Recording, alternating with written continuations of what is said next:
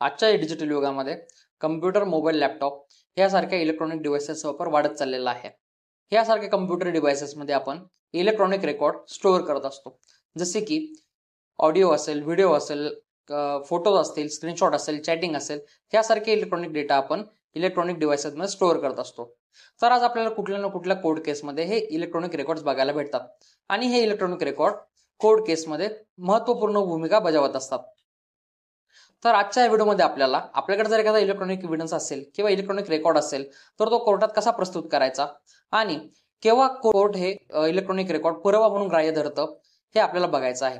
तर बऱ्याच वेळेस असं होतं की आपल्याकडे एखादा इलेक्ट्रॉनिक एव्हिडन्स किंवा रेकॉर्ड असतो आणि आपण तो कोर्टात घेऊन जातो, पण कायद्याच्या चौकटीत तो बसत नसल्यामुळे कोर्ट ते ऍक्सेप्ट करत नाही.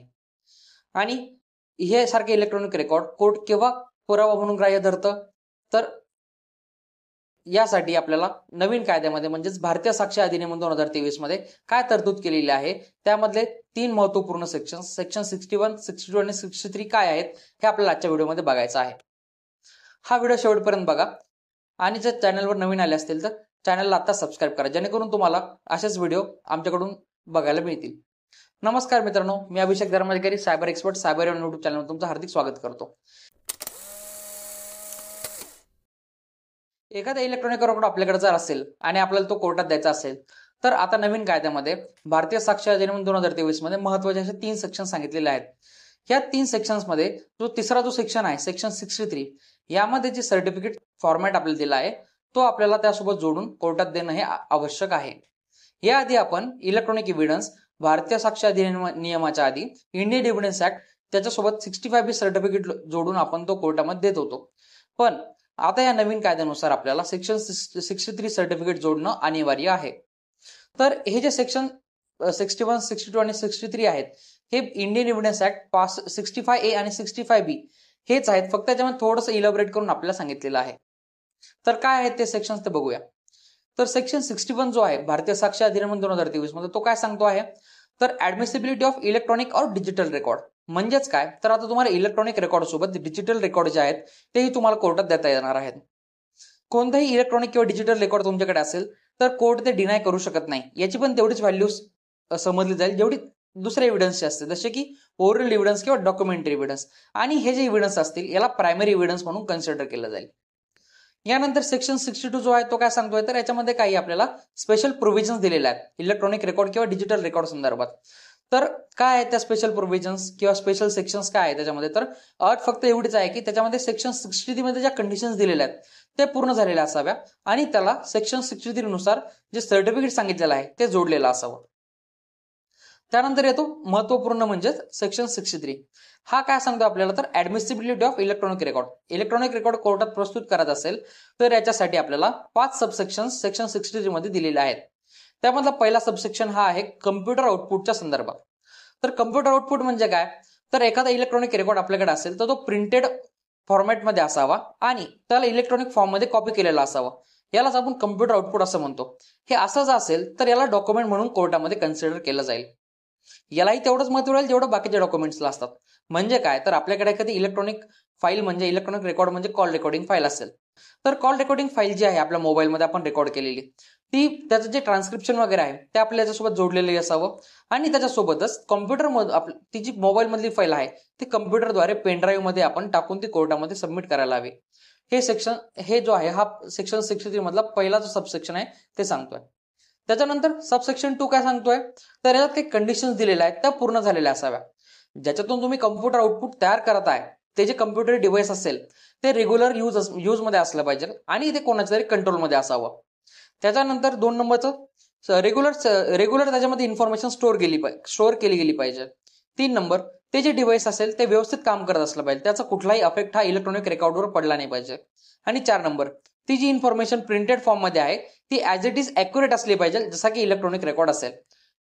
जसं की कॉल रेकॉर्डिंग फाईल असेल तर त्याच्यामध्ये जे काही ट्रान्स्क्रिप्शन आहे ते जे काही संभाषण झालेलं असेल ते त्याच असावं, त्याच्यामध्ये कुठलीही गोष्ट मनाने ऍड केलेली नसावी. त्यानंतर येतो सेक्शन 63 मधला सबसेक्शन 3. तर हा काय सांगतो आहे, जर तुम्ही एखादा इलेक्ट्रॉनिक रेकॉर्ड हा मोबाईलमध्ये क्रिएट केला असेल आणि तो तुम्ही मल्टिपल कम्प्युटरमध्ये त्याची कॉपी स्टोअर करून ठेवली असेल तर अशा केसमध्ये जे मल्टिपल कम्प्युटर्सचे जे तुम्ही डेटा स्टोअर करून ठेवला असेल तर अशा केसमध्ये याला सिंगल कम्प्युटर असं कन्सिडर केलं जाईल, असं आपल्याला सबसेक्शन 63 मधला सबसेक्शन 3 सांगतोय. त्याच्यानंतर सबसेक्शन 4 जो आहे तो सांगतोय आपल्याला सर्टिफिकेट फॉर ऍडमिसिबिलिटी म्हणजे काय, तर आपल्याला लास्ट शेड्यूलमध्ये सर्टिफिकेटचा एक प्रॉपर फॉर्मॅट दिलेला आहे, त्याच्यामध्ये पूर्ण इन्फॉर्मेशन भरून तो ह्या इलेक्ट्रॉनिक रेकॉर्ड सोबत जोडणे बंधनकारक आहे. त्या सर्टिफिकेटमध्ये कोणकोणत्या गोष्टी असल्या पाहिजेत, तर सगळ्यात पहिले इलेक्ट्रॉनिक रेकॉर्ड कोणता आहे, त्याच्यानंतर त्याची संपूर्ण माहिती आणि त्याच्यानंतर एक्सपर्टची सील आणि सिग्नेचर याच्यासोबत असावी. तर चला बघूया काय दिलेलं आपल्या सर्टिफिकेटमध्ये. तर या सर्टिफिकेटचे 2 पार्ट्स आहेत, पार्ट ए आणि पार्ट बी. तर याचे 2 पार्ट आहेत, त्यामधला पार्ट ए जो आहे तो to be filled by party. Party म्हणजे कोण, तर ज्याला कोण ज्यांनी कोणी हा इलेक्ट्रॉनिक रेकॉर्ड जो बनवला असेल, इलेक्ट्रॉनिक इव्हिडन्स जो क्रिएट केला असेल त्याच्या नावाने आपल्याला हा भरून द्यायचा आहे. त्याच्या सगळ्यात सुरुवातीला त्याचं पूर्ण नाव, त्याच्यानंतर त्याचा पत्ता, तो कुठे काम करतो, त्याच्यानंतर त्यांनी हा इलेक्ट्रॉनिक रेकॉर्ड कुठून रेकॉर्ड केलेला आहे, म्हणजे कम्प्युटर मधून केला आहे, स्टोरेज मीडियामधून केला आहे, डीव्हीआर मधून केला आहे, फ्लॅश ड्राईव्ह मधून केला आहे, सीडी असेल, असे भरपूर सारे ऑप्शन दिले ज्याच्यामधून त्यांनी कलेक्ट केला आहे किंवा तिथून क्रिएट केलेला आहे, त्याची इन्फॉर्मेशन मध्ये त्याला तिथून भरायची आहे. त्याच्यानंतर त्याचा serial number, model number, IMEI number यासारखे इन्फॉर्मेशन त्याच्यामध्ये भरायची आहे.